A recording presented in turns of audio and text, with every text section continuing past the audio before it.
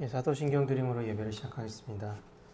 전능하사 천지를 만드시 하나님 아버지를 내가 믿사오며 그 외아들 우리 주 예수 그리스도를 믿사오니 이는 성령으로 잉태하사 동정녀 마리아에게 나시고 본디오 빌라도에게 고난을 받으사 십자가에 못 박혀 죽으시고 장사한 지 사흘 만에 죽은 자 가운데서 다시 살아나시며 하늘에 오르사 전능하신 하나님 우편에 앉아 계시더라. 저리로서 산자와 죽은 자를 심판하러 오시리라. 싸우며 거룩한 공예와 성도가 서로 교통하는 것과 죄를 사하여 주시는 것과 몸이 다시 사는 것과 영원히 사는 것을 믿사옵나이다. 아멘. 오늘은 웨스트민스터 소요리 문답 82문답부터 84문답까지 보도록 하겠습니다. 제가 질문을 읽으면 답을 읽어주시기 바랍니다. 제82문 사람은 하나님의 계명들을 완벽하게 지킬 수 있습니까?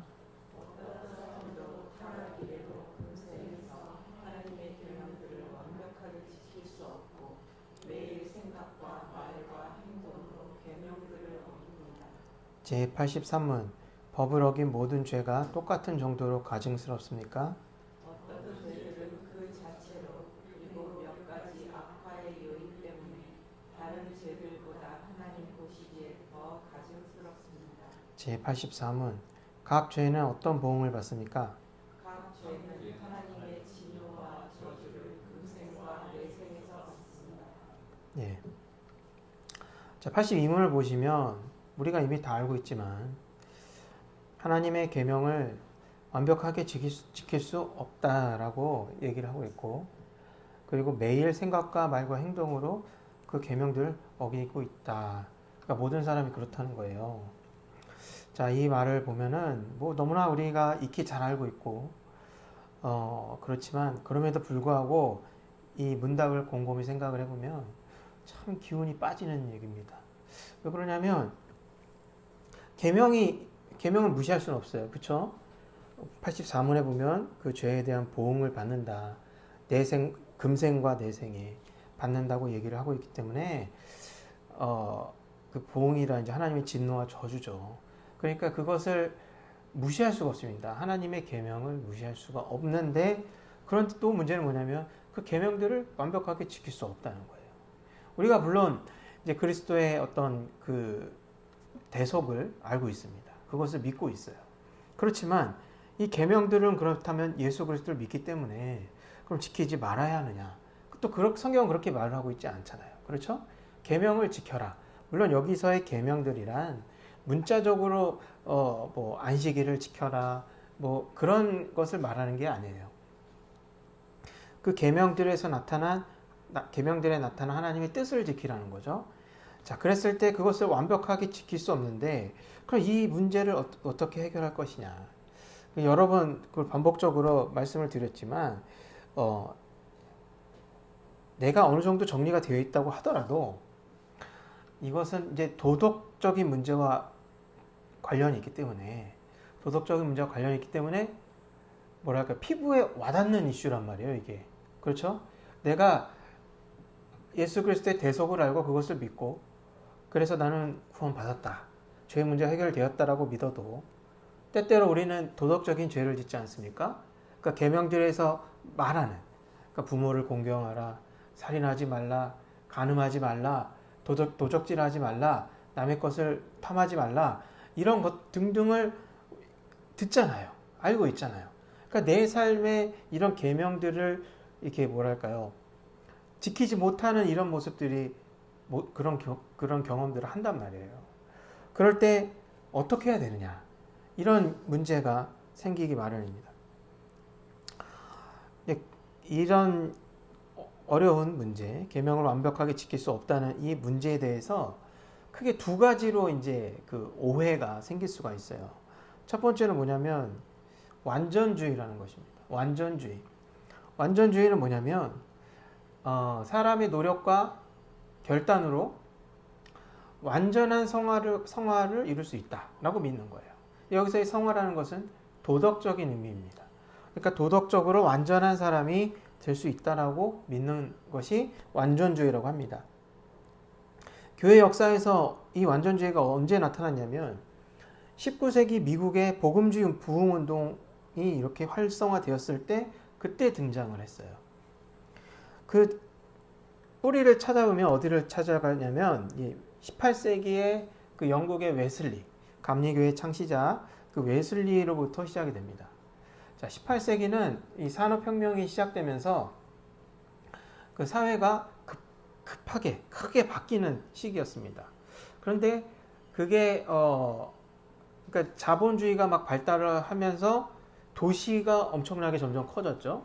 근데 일부 부자들에게는 그것이 뭐 좋은 일이었겠지만 다수의 사람들에게는 참 큰 어떤 어려움으로 찾아왔어요. 물론 산업혁명을 통해서 근본적인 어떤 기근의 그 인류의 그 기근, 그 굶주림으로부터 탈출했다는 것은 큰 의미가 있지만 그 산업혁명 당시에 그런 런던이나 그런 도시들은 한마디로 이제 그 옛날에는 그렇게 도시에 그렇게 사람들이 몰릴 이유가 별로 없었어요. 근데 산업혁명이 일어나면서 공장이 세워지니까 공장을 돌리는 사람들 그리고 그런 어떤 그 사람들이 많이 필요로 하니까 거기에 이제 시골에서 사람들이 많이 몰려온 거예요. 그럼 어떻게 돼요? 갑자기 그렇게 늘어나게 되면 도시의 인프라가 부족하잖아요. 의식주를 해결하기가 어려워지죠. 그러니까 잠자는 것도 어렵고 먹는 것도 잠자는 것도 형편없고 먹는 것도 부족하고 그죠? 예, 옷이나 뭐 이런 것도 그렇고 먹고 입고 자는 거 모든 것이 부족했다는 것입니다. 자, 그렇게 또 사람이 모이면 또 무슨 일이 많이 일어나요. 좁은 데 사람 많이 가둬두면 어떻게 돼요? 싸우잖아요. 그죠? 그렇죠. 범죄가 엄청나게 이제 늘어나는 거예요. 그리고 위생적인 것도 어떤 그 형편없고 그러니까 전염병도 생기고 범죄도 크게 생기고 막 그런 일들이 많이 발생했습니다. 그런 시대적 배경에서 웨슬리가 등장을 해서 교회가 이런 어떤 혼란한 이 사회에서 큰 역할을 해주길 바랬는데 기존의 교회들은 그렇게 못했던 거예요. 그래서 웨슬리가 나서서 이제 그 한마디로 이제 부흥 운동을 한 거죠. 그래서 이제 거룩하게 사는 경건을 강조했어요. 거룩하게 살자, 이웃을 돕자 그런 그런 것을 많이 전파했습니다. 자, 그러니까 이 웨슬리의 부흥 운동은 활력이 있었어요. 활력. 그 가난한 자를 구제하고 또 뭐 같이 모여서 집회하고 이런 활력이 있었다는 거죠. 그리고 그래서 이제 많이 전파가 됐는데 이런 웨슬리 계통의 이런 부흥 운동이 어디로 또 전파가 됐냐면 미국으로 건너갔어요.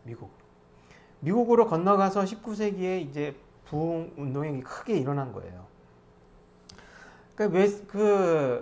그때 이제 큰 대중 집회 이런 것들이 많이 있었고, 그리고 그 부흥 운동을 하면서 마찬가지로 이제 그 회개, 경건, 봉사 이런 것을 많이 강조했거든요. 그리고 그때 이렇게 미국에 이렇게 미국 교회가 부흥이 되면서 그때 헌신한 사람들이 선교사가 된 거예요.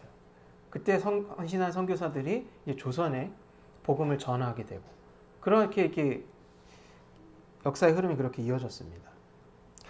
자, 그런 이제 부흥 운동 이런 분위기에서는 열심히 해야 되잖아요. 그렇죠?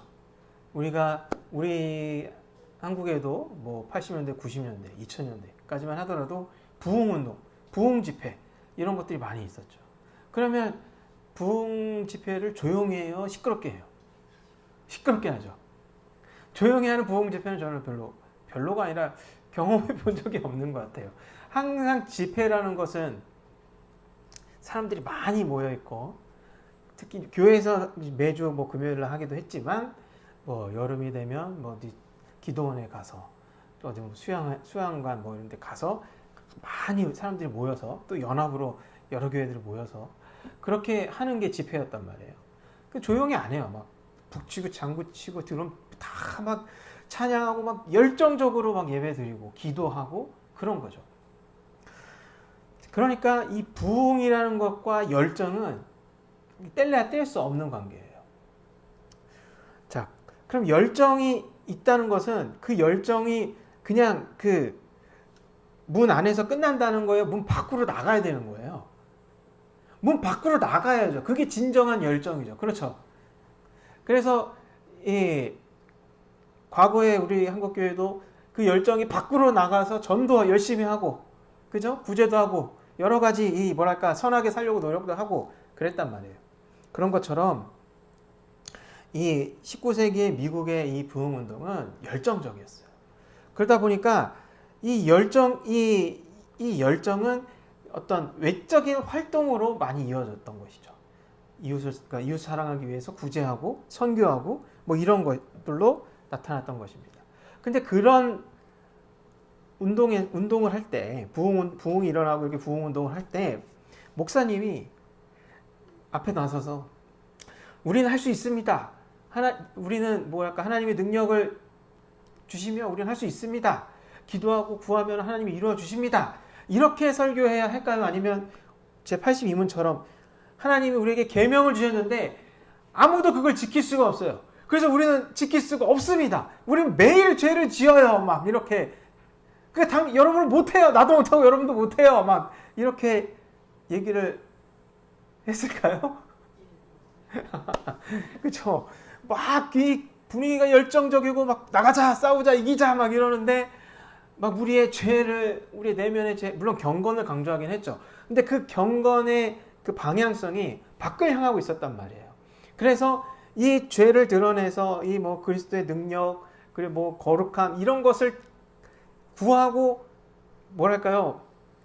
경험함으로써 밖으로 이렇게 사랑을 전하고 복음을 전하고 이런 쪽으로 갔기 때문에 제 82문에서 말하듯이 우리의 어떤 죄의 절망적인 상태를 강조하지는 않았단 말이에요. 그러니까 부흥이 크게 일어나면 크게 일어날수록 어떤 것을 강조하게 되냐면 우리가 노력하고 결단을 하면 하나님이 역사하신다. 이런 메시지를 강조하게 되었다는 것입니다. 그래서 그런 어떤 분위기 속에서 완전주의라고 부르는 그런 신학이 이제 등장을 한 겁니다. 그러니까 완전주의 신학의 특징이 뭐냐면 도덕적인 의미에서의 성화가 그런 성화를 완전히 이룰 수 있다. 이것을 강조했다는 거예요. 자, 그리고 그것은 지금 돌아보면은 그게 말이 돼? 우리는 늘 죄를 짓는데 이렇게 생각할 수 있겠지만 당시의 분위기가 어땠을지 한번 생각을 해보세요. 많은 청년들이 헌신을 하고 제가 저기 태평양 건너편 저 일본과 조선에 가서 복음을 전하겠습니다. 막 이러고 막 헌신을 하고 그런 분위기란 말이에요. 그러면 그 모인 사람들이 볼 때 눈으로 보는 게 있잖아요. 그죠? 많은 사람들의 헌신과 또 여러 가지 사회 활동들, 그런 사역들, 또 그런데 가면 또 뭐가 있어요? 치유 사역도 있잖아요. 치유 사역. 그죠? 아픈 사람이 낫고 뭐 그런 일들, 성령의 어떤 여러 형태의 그 은사들 이런 게 나타나잖아요. 그러니까 그런 거를 보고 있으면 어떤 생각이 들어요? 당연히 나도 거기에 동참해야겠다는 생각이 들 수밖에 없죠. 그렇죠? 그래서 그 눈으로 보여진 가시적인 결과들이 있었기 때문에 그런 생각들이 옳다고 생각했던 거예요. 사람들이. 완전할 수 있다. 우리가 노력하면 완전할 수 있다. 우리가 지금 생각하기에는 극단적으로 보인다 할지라도 그렇게 분위기가 그러면 그렇게 될 수 있다는 것입니다. 자, 그거 성경에서도 그런 예를 찾아볼 수 있죠. 바리새인입니다. 바리새인들은 율법에 대한 열정이 대단한 사람들이었어요. 그리고 그 율법을 사랑하고 열정을 가지고 있었기 때문에 율법을 지키는데도 정말 열심히 노력을 했습니다. 그래서 자랑을 하잖아요. 기도를 하잖아요. 누가복음에 보면 18장에 10절부터 12절을 보면 바리새인이 따로 서서 기도하면서 하나님, 제가 저 죄 짓는 사람들과 같지 않으면 감사합니다. 뭐 이렇게 기도를 했다는 거예요. 그리고 나는 일주일에 2번씩 금식하고 소득의 11조도 드리고 있습니다. 이렇게 어떤 내 자신의 율법을 잘 지키고 있다는 것, 이것을 드러내고 자랑을 했다는 것입니다. 그렇지만 이들이 예수님께 칭찬을 받았느냐? 아니죠. 책망을 받았죠. 누가복음 16장 14절 15절에 보면, 13절에 누가복음 16장 13절에 보면 그 유명한 구절이 있어요. 너희가 하나님과 재물을 겸하여 섬길 수 없느니라. 그랬더니 다음 구절에서 뭐라고 그러냐면, 바리새인들은 돈을 좋아하는 자라 이 모든 것을 듣고 비웃거늘. 그 다음 구절은 예수께서 이르시되 너희는 사람 앞에서 스스로 옳다 하는 자이나 너희 마음을 하나님께서 아시나니 사람 중에 높임을 받는 그것은 하나님 앞에 미움을 받는 것이니라. 예수님은 그 내면을 지적을 한 거예요.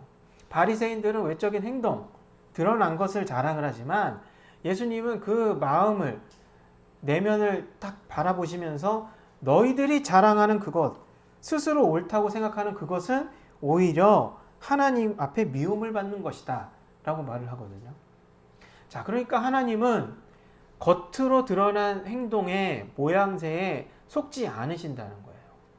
하나님은 그 마음을 보시고 그 마음에서 비롯되는 그 순종을 보신다는 것입니다. 이렇듯이 눈에 보이는 것에 사람이 치중하게 되면은 마음을 살피지 않게 돼요. 이게 바리새인뿐만이 아니라 모든 사람이 그렇고 모든 사람의 성향이 그렇다는 것입니다. 가톨릭 교회에도 이런 비슷한, 완전주의와 비슷한 점을 찾아볼 수가 있는데, 공로의 보고라는 교리와 성인의 통공이라는 교리가 있습니다. 공로의 보고가 뭐냐면, 보고가 보물창고예요. 공로라는 보물의 창고가 있다는 거예요. 공로의 보고가 있어요. 그래서 그 공로의 창고에는 그리스도의 공로도 있고 성인들의 공로도 쌓여 있습니다. 그리고 성인의 통공이라는 개념이, 이제 교리가 있는데, 그게 뭐냐면 성인이 있잖아요. 그 가톨릭에서 이렇게 뭐랄까요, 아무튼 인정하는 그 성인들이 있잖아요. 그 성인들과 그 현재 성도들이 통공, 서로 공로를 통한다라는 거예요. 그러니까 서로 연결되어 있다라는 그런 뜻입니다. 자, 정리를 하면은 이 하늘나라에, 하나님 나라에 공로의 창고가 있고, 그 공로의 창고에 예수 그리스도의 공로뿐만 아니라 성인의 공로도 있어요. 그리고 그 공로를 현재의 현생을 사는 이 성도들과 이게 관련되어 있어요. 그래서 가톨릭에서 성인을 뭐라고, 이제 성인이 가톨릭 교회에서 어떤 역할을 하냐면 중보자 역할을 하거든요. 중보자 역할. 마리아를 비롯해서 그 많은 성인들, 그 성인들은 중보자 역할을 하는데, 왜 중보자 역할을 하냐면 하나님과 가까이 있기 때문에 그런 거예요. 하나님과 가까이 있기 때문에. 그러니까 그 한마디로 중재자 역할을 맡긴 거죠. 성인에게 중재자 역할을 맡겨서 대신 빌어달라는 거예요. 대신 빌어달라고. 마리아께 저도 정확하다고 말씀드릴 수 없습니다. 가톨릭 교리를 전문적으로 배운 건 아니니까. 근데 마리아께 성 누구 크리스티아노 이런 사람도 있잖아요. 그런 사람들한테 대신 이제 구해달라고 기도하는 거예요. 왜? 그들이 하나님과 더 가까이 있으니까. 그럼 그런 차이가 왜 발생을 할까요? 공로의 차이죠. 공로의 차이. 나는 쌓은 공로가 없고, 그리고 대부분의 사람들은요, 천국에 못 가요. 연옥으로 가거든요. 그러니까 대부분의 평신도들은 연옥을 갈 게 뻔하니까, 그러니까 그만큼 이 현생에 이제 그 공로를 쌓기가 어려운 거예요. 그러니까 이미 공로를 쌓은 사람들, 그런데 얼만큼 쌓았냐면 자기 목보다 더 쌓은 사람들, 그 성인이죠. 초가 달성한 거죠. 그 초가 달성한 그 성인들을 죽었어요. 이 사람들 다 죽은 사람들인데 이 사람들이 지금 무슨 역할을 하냐면 하나님과 나 사이에서 그 중보자 또는 중재자 역할을 한다고 이제 보는 거예요. 그래서 그들을 통해서 이제 기도를 한단 말이죠. 자, 그럼 이 가톨릭 교회에서 이제 깔려있는 그 신학은 뭐냐면 사람이 이 공로의 초과 달성을 이룰 수 있다는 거죠. 그렇게 이제 주장을 하는 거예요. 물론 이제 성인이 되려면 뭐 아주 까다로운 조건이 있습니다. 뭐 순교를 한다든지 아니면 뭐 아주 신비한 기적을 뭐 이렇게 보인다든지 또 도덕적으로 흠결이 없는 삶을 살았다든지 이런 여러 가지 조건이 있는데 어찌됐든 이 가톨릭 교회에서도 이 사람의 그 완전성, 거룩해질 수 있다라는 그 완전성을 이렇게 주장을 하고 있다는 거예요. 자, 이게 그 우리가 완전하게 지킬 수 없는 그 계명에 대한 사람의 한쪽 편에 이제 치우칠 수 있는 오해에 대해서 말씀을 드린 겁니다. 근데 그 반대편도 있을 수 있겠죠. 한편에서는 열심히 하자, 할 수 있다, 완전해질 수 있다, 나는 못해도 그렇게 된 사람이 있다더라, 뭐 이렇게 생각을 한다든지, 나는 혼자 못해도 우리 다 같이 하면 할 수 있다든지, 뭐 이런 생각을 가진 그 한편이라면 그 반대편에 뭐가 있냐면 반율법주의가 있는 거예요. 반율법주의는 뭐냐면 이거 뭐야 못하겠네 이거예요. 그냥 쉽게 얘기해서 뭐야 완전하게 못하네, 왜 못하는 걸 하라 그러지, 난 못하겠습니다 라고 이제 두 손을 놓는 거죠. 그 대신에 그 책임을 누구에게 넘기는 거예요? 예수님에게. 예수님이 율법을 폐지했다. 그리고 나는 그 예수님이 율법의 요구를 다 만족시키셨기 때문에 내가 예수 그리스도를 통해서 내가 그 죄의 문제가 해결되었다. 그러니까 나는 이제 더 이상 그 율법적인 것을 이렇게 완벽하게 따를 이유가 없다라고 생각을 하는 거죠. 그런데 예수님은 율법을 폐지한 게 아니라 완성시키셨잖아요. 그러니까 이 반율법주의는 이렇게 단순한 게 아닌 거예요. 그러니까 대놓고 나는 계명을 지킬 필요가 없어 라고 주장하는 거는 그냥 그런 주장은 설득력이 없죠. 별로.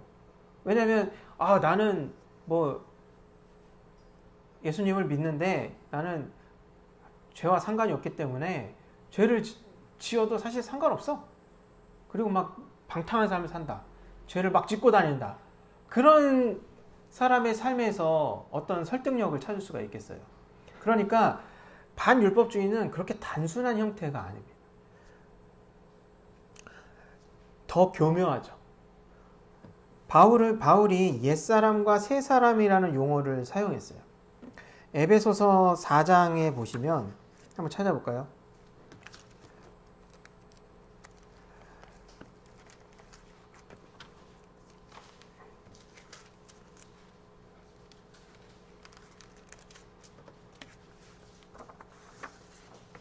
(4장) 21절부터 24절을 보도록 하겠습니다. 교독하겠습니다. 진리가 예수 안에 있는 것 같이 너희가 과연 그에게서 듣고 또한 그 안에서 가르침을 받았을진데 너희는 유혹의 육신을 따라 썩어져가는 구습을 쫓는 옛사람을 벗어버리고 오직 심령으로 새롭게 되어 하나님을 따라 의와 진리의 거룩함으로 지으심을 받은 새 사람을 입으라. 네, 여기서 보면 옛사람과 새사람을 말하는데 이 옛사람과 새사람을 우리가 그 지난 주일 설교에서 그 야곱이 정결 예식을 할 때 의복을 갈아입으라 그랬잖아요. 그죠? 의복을 바꿔 입어라. 그런 그 행동이 상징적인 의미가 있다고 말씀을 드렸어요. 그래서 그것은 이제 변화를 의미하는 것이고 이 에베소서 이 9절에서도 보면은 옛사람과 새사람을 마치 옷처럼 생각을 하잖아요. 그죠? 입고 있던 더러워진 옷을 벗어버리고 새 옷을 입는 것처럼 이제 묘사를 하고 있잖아요. 그러니까 옛사람을 벗어버린 후에 새 사람을 입는 거예요. 그렇죠? 자, 그러니까 이 옛사람과 새 사람은 변화를 의미하는 거예요. 변화. 그런데 그러니까 이 변화는 이전과 다른 완전한 변화를 의미하는 거죠. 고린도후서 5장 17절에 보면 누구든지 그리스도 안에 있으면 새로운 피조물이라 이전 것은 지나갔으니 보라 새 것이 되었도다 라고 말을 하고 있거든요. 그러니까 이 새 사람을 입었다는 것은 이전에 없었던 새로운 정체성이 생겼다는 거예요. 새로운 정체성이 생겼다.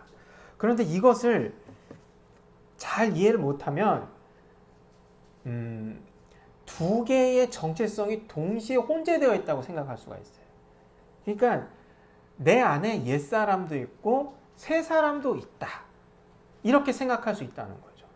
자, 그러면 그렇게 생각이 당연히 들 수 있잖아요. 왜냐하면 우리가 여기서 말하는 새 사람, 그리고 고린도후서 5장 17절에서 말하는 그리스도 안에 있으면 새로운 피조물이다 라는 이 말처럼 새로운 정체성이 생겼음에도 불구하고 우리 안에는 여전히 죄에 대한 어떤 욕구 이런 것이 있기 때문에 그렇게 내 안에 두 가지 정체성이 이렇게 혼재되어 있는 것처럼 느낄 때가 분명히 있습니다. 그런데 반율법주의는 이런 점을 파고드는 거예요. 그러니까 율법을 지킬 필요가 없다. 율법을 지키는 것이 나와 상관이 없다. 라고 했을 때 예수 그리스도께서 죄의 문제를 해결하셨다는 그것도 그 어떤 주장이 되지만 근거가 되지만 또 한 가지는 뭐냐면 내가 죄를 지을 때 그 죄를 짓는 자아가 옛사람이라는 거예요. 옛사람이다. 새 사람은 죄를 지으면 안 되는 거죠. 근데 내 안에 새 사람도 있고 옛사람도 있는데 죄를 짓는 건 나의 옛사람이다. 이렇게 생각을 하는 거예요. 그러면 우리 안에 정말 이 두 개의 인격이 있는 건가요? 옛사람이란 인격, 새 사람이란 인격이 있는 건가요? 지금 우리가 함께 이제 에베소서를 읽었지만 지금 옷을 갈아입는 걸 얘기하잖아요. 옛사람 위에 새 사람, 그러니까 헌옷 위에 새 옷을 입었다고 얘기를 하나요? 아니면 이렇게 반으로 이렇게 잘라가지고 이어 붙여가지고 이렇게 뭐 하이브리드 옷처럼 막 옛 것과 새 것 이렇게 막 짜집기 된 그런 옷을 입었다고 얘기하나요? 아니죠. 고린도후서 5장 17절에서는 그리스도 안에 있으면 새로운 피조물이다 라고 얘기를 하는데 피조물이라는 것은 창조를 의미하는 거잖아요. 그죠? 창조된 것이 피조물이라고 하는 거잖아요. 그러니까 이 창조는 새로운 창조물이잖아요. 피조물. 그러니까 이전의 거를 뜯어 고쳐가지고 재활용해가지고 좀 아니면 개선시켜가지고 뭔가를 새로운 결과물을 만들어낸 게 아니라는 뜻이에요. 그죠? 그러니까 이 새 사람이라는 정체성 또 새로운 피조물이라는 정체성은 옛 것과 섞이지 않아요. 섞이지 않아요. 그런데 이 오해. 그러니까 이게 나의 죄가 드러나고 그것이 나에게 어떤 죄책감을 느끼게 하고 문제로 느낄 때는 이것이 오해를 충분히 만들 수 있다는 거예요. 내 안에서. 나는 도대체 어떤 사람인가? 나는 새 사람이고 새롭게 된 새로운 피조물이라고 했는데 왜 나는 죄를 짓는가? 그랬을 때 내 안에는 새 사람의 자아와 옛 사람의 자아가 있는데 옛 사람이 죄를 짓는구나. 이렇게 생각을 할 수가 있다는 것입니다. 근데 그렇게 설명이 되는 게 아니에요. 이렇게 섞이는 것이 아닙니다. 우리의 정체성은, 우리의 인격은 하나예요. 그 하나는 뭐냐면 새 사람이고 새로운 피조물이라는 거예요. 그러니까 이 그리스도의 대속과 이 구속은 우리가 느끼기에 모순되어 보인단 말이에요. 왜냐하면 나는 죄인인데 죄의 문제를 해결했다고 하는 거니까. 예? 나는 죄를 짓고 있는데 죄의 문제가 해결되었다는 거, 그게 복음이잖아요. 예수 그리스도에 의해서 죄의 문제가 해결됐다는 게 복음이잖아요. 근데 그 복음을 믿으면 나는 죄인이 아니잖아요. 그죠? 근데 죄를 지어요. 그러니까 이게 헷갈리는 거예요. 그러니까 헷갈리니까 성경에 없는 개념을 또는 이제 성경에서 말하는 개념을 오해하는 거죠. 절대 섞이는 게 아닙니다. 새 부대에 넣지 헌 부대에 넣지 않잖아요. 그죠? 짜집기 하지 않습니다. 우리의 정체성은 거룩한 성도, 거룩한 부르심을 받은 거룩한 성도예요. 자, 그래서 우리가 이 완전주의나 반율법주의의 공통점이 뭐냐면 이 죄의 문제를 죄를 진정성 있게 대하지 못하게 한다는 거예요. 그러니까 죄를 회피하게 한다는 거예요. 완전주의와 반율법주의는. 내가 완전하게 될 수 있다라고 생각하는 사람은 바리새인처럼 자기 내면을 바라보지 않게 됩니다. 왜냐하면 이 눈에 보이는 것을 따라가게 될 거예요. 자신의 열정을 쫓아서 뭔가 결과물 보이고 결과물이 나타나면 내가 옳다는 게 증명이 되고 그런 식으로 방향에 가게 되는 거예요. 그러다 보면 내면에 소홀하게 됩니다. 근데 자기만 모르지 주변 사람들은 다 정죄하고 그러거든요. 자, 그런 쪽으로 가는 것도 당연히 건강한 게 아닌 거고요. 반율법주의처럼 나는 지킬 수 없어. 지킬 자신이 없어. 이미 지고 들어가는 거예요. 반율법주의는. 그리고 나서 내가 만약에 죄를 짓고 그러면 그건 내가 아니야. 내 안에 있는 옛사람이야. 이렇게 생각을 하는 거죠. 예전에 제가 이 설교 준비하면서 못 찾아냈는데 제 기억에는 아마 그 어떤 살인자가 그 아이를 죽였나? 미성년자 어떤 아이를 죽였던 그 살인자 같은데 그 살인자가 제 안에 뭐 악마가 엠번방 그 가해자가 그랬나? 제 안에 뭐 악마가 있습니다. 뭐 이런 식으로 뭐 그런 식으로 얘기를 했던 게 기억이 나더라고요. 그러니까 그 말은 그럼 그 사람이 정말 다중인격자냐? 내 안에 뭐 어떤 A라는 자와 B라는 자아가 있고 그것이 A라는 자아는 말리는데 B라는 자아가 나타나가지고 죄를 짓고 그러느냐? 그렇지 않다는 거예요. 그거는 정신병적인 거죠. 다중인격은. 근데 성경은 그렇게 다중인격을 말하지 않습니다. 그 말인즉슨 뭐냐면 어떤 뭐 이래저래 막 이 성경에 있는 걸 막 이렇게 짜집게 해가지고 죄를 회피할 필요가 없다라는 거예요. 죄를 회피하지 말라는 거예요. 그러면 뭘 얘기하냐면 죄와 싸우라고 얘기하는 것입니다. 우리의 정체성은 하나예요. 새 사람. 그리고 새로운 피조물. 그래서 내가 그것이 의미하는 바가 도덕적인 완전함을 이룰 수 있다. 또는 죄를 내가 계명을 지킬 필요가 없다. 죄와 싸울 필요가 없다. 이것을 의미하는 것이 아니라 그런 정체성을 받았기 때문에 죄와 싸울 수 있다는 거예요. 베드로전서 2장을 한번 보도록 하겠습니다. 베드로전서 2장 10절과 11절 보도록 하겠습니다.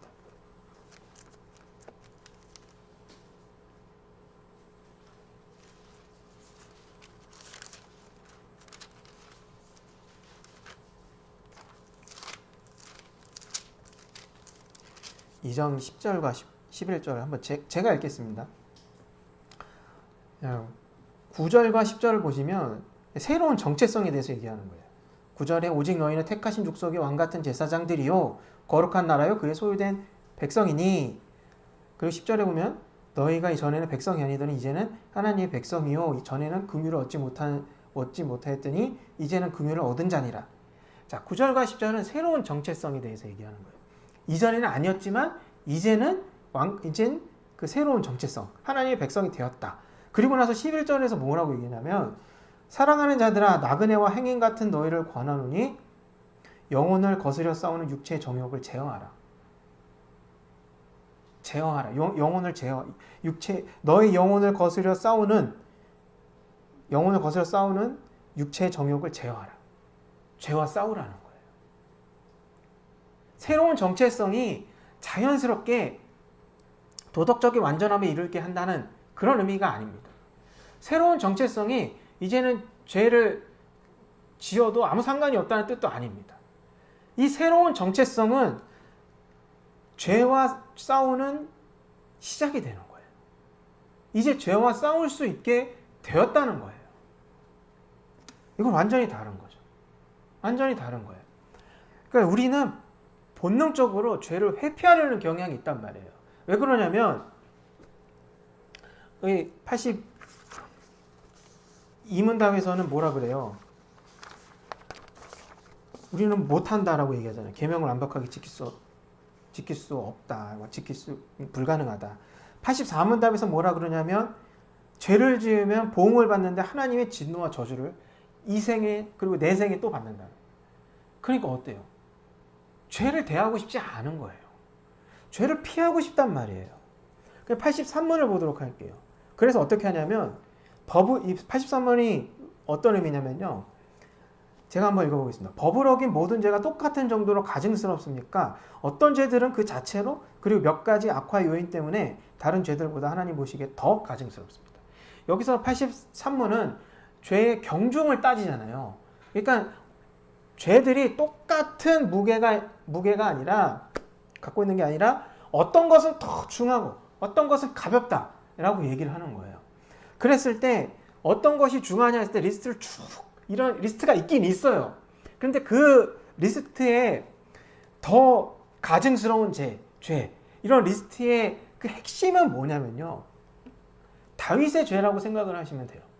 다윗이 밧세바와 간음을 했을 때 생각을 해보세요. 밧세바와 간음을 했을 때 간음만 했어요? 죽였죠? 그죠? 남편 이름 누구였죠? 우리아를 죽였죠? 우리아를 죽였죠? 간음을 했죠? 그리고 우리아의 것을 또 빼앗았죠? 그래서 나단이 와서 그 다윗을 정죄했을 때 그 양을 빼앗은 자를 어떻게 해야 됩니까? 그랬더니 당장 쳐 죽여라 그랬잖아요. 근데 그게 당신입니다 그랬잖아요. 그걸 볼 때 다윗은 애가 태어날 때까지 자기 죄에 대해서 인식하지도 못하고 있었다. 그게 바로 더 가증스러운 죄라는 것입니다. 더 가증스러운. 뭐냐면 의도적이고 자기의 힘을 이용해서 죄를 짓고 또 하나님을 배신하는 죄. 다윗은 하나님을 배신한 거죠. 왜 그래요? 하나님이 그에게 영광스러운 이 왕자를 주셨잖아요. 그런데 그걸 이용해서 죄를 지었잖아요. 그러니까 하나님을 배신한 거죠. 이 하나님을 배신했을 때 피해자가 누구예요? 하나님이란 말이에요. 이렇듯이 이 더 가증스러운 죄를 여기서 따지는 이유가 뭐냐면 사람의 그 죄성을 말하기 위해서 그런 거예요. 사람은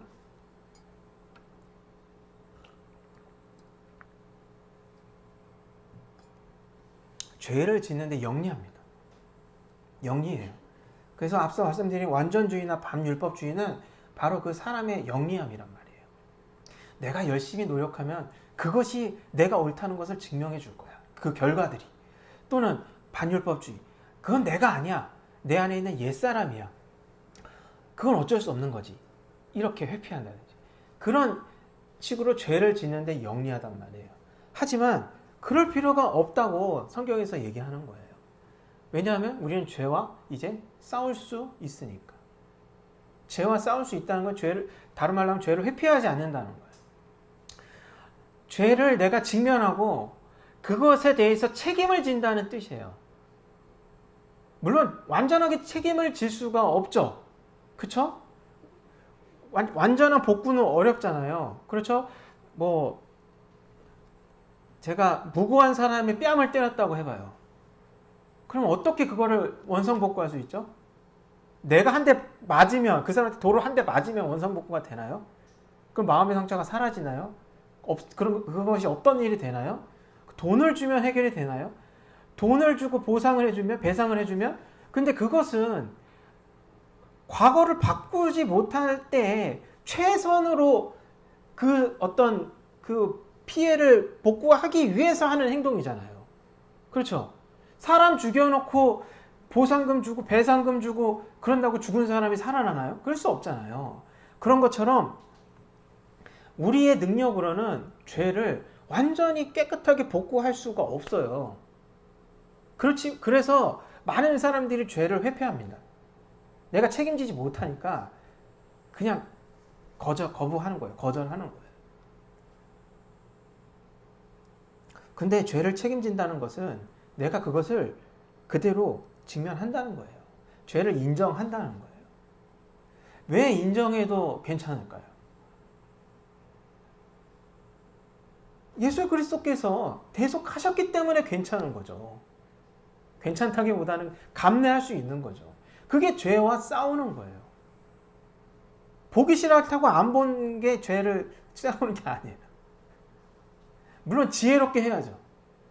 내가 내 성미에 급해서 막 그 사이가 틀어진 사람을 뭐 화해하기 위해서 내가 막 너무 빨리 가깝게 이렇게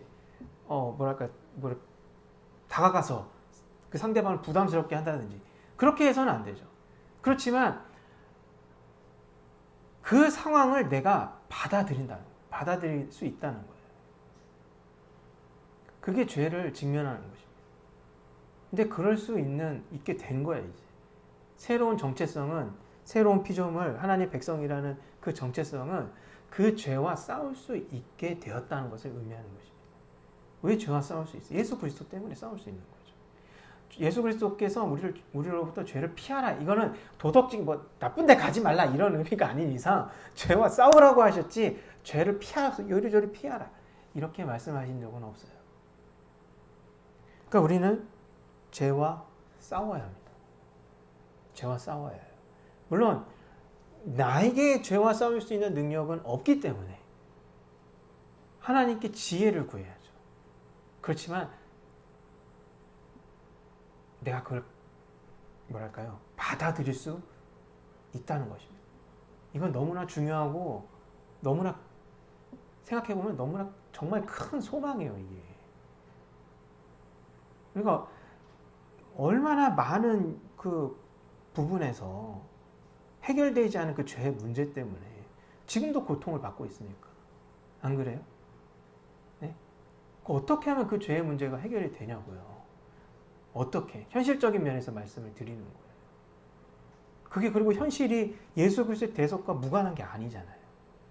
그럼 어떤 방식으로 그게 해결이 되겠느냐는 거예요. 그것은 하늘에서 뚝 떨어지는 어떤 선물이 아닙니다.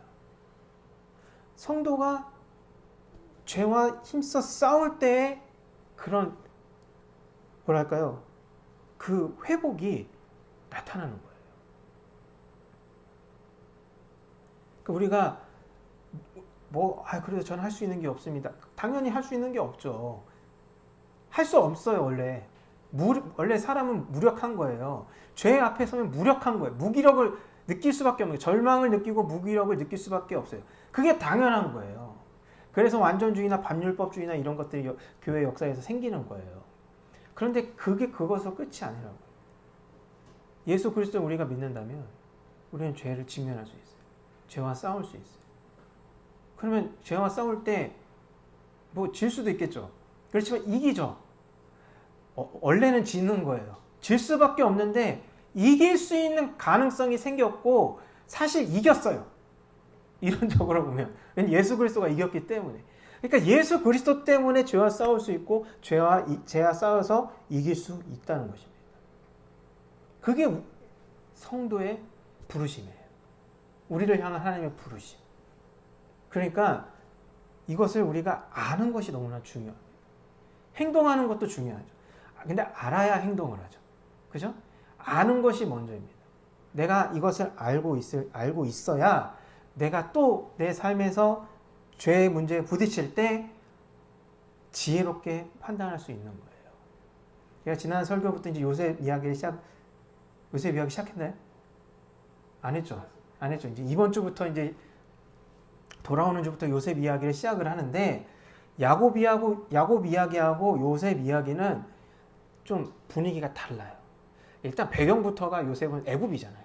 그런 것도 다른데 뭐가 또 이제 말씀드릴 수 있냐면 요셉 이야기에서는요 하나님이 뿅 하고 나타나지 않아요.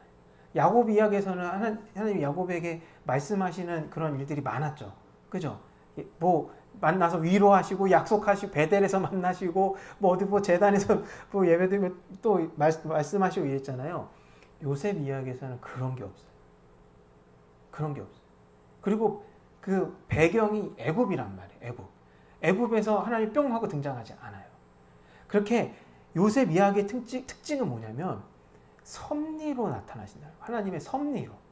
뿅뿅뿅 꿈에 나타나고 하늘에 천사가 나타나고 사닥다리 보이고 이런 식으로 하나님이 나타나는 게 아니라 섭리로. 섭리라는 건 뭐예요? 숨겨져 있는 형태로 나타난다는 거예요. 막 신비하게 나타난 게 아니라 이 주변 환경과 사람들과 모든 이런 흐름, 이 모든 환경을 통해서 하나님의 일하심이 나타난다는 거예요. 그게 요셉 이야기의 특징이라는 것입니다. 그런데 그 요셉 이야기는 결국 어떻게 돼요? 요셉의 꿈이 이루어지는 결과까지 가게 된다는 것입니다. 즉 보이지 않아도 가시적인 결과가 눈에 있지 않아도 하나님의 뜻이 이루어진다는 것이 요셉 이야기의 결론이에요. 그런 것처럼 우리 삶에서 막 가시적인 결과가 뿅뿅 나타나지 않아도 괜찮다는 거예요. 우리 요셉이 그랬듯이 우리도 하나님 말씀에 응답하는 그 자리에 있으면 된다는 것입니다. 근데 그 응답하는 자리는 어떤 자리냐면 죄와 싸우는 자리라는 것입니다. 죄와 직면하는 자리라는 거예요. 죄를 피하는 자리가 아니라 그 죄를 받아들인다는 거예요.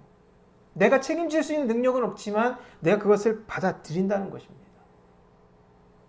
그것을 책임지지 못해도 어쩔 수 없는 거죠. 그건 나의 어떤 연약함이니까. 근데 예수 그리스도가 나를 구속했기 때문에 또한 예수 그리스도와 연합되었기 때문에 죄 문제를 받아들일 수 있다는 거예요. 그것을 한번 묵상해 본다면 이게 얼마나 큰 소망과 위로인지 몰라요. 우리의 모든 어려움은 결국 근본적으로는 근원적으로는 죄 아닙니까?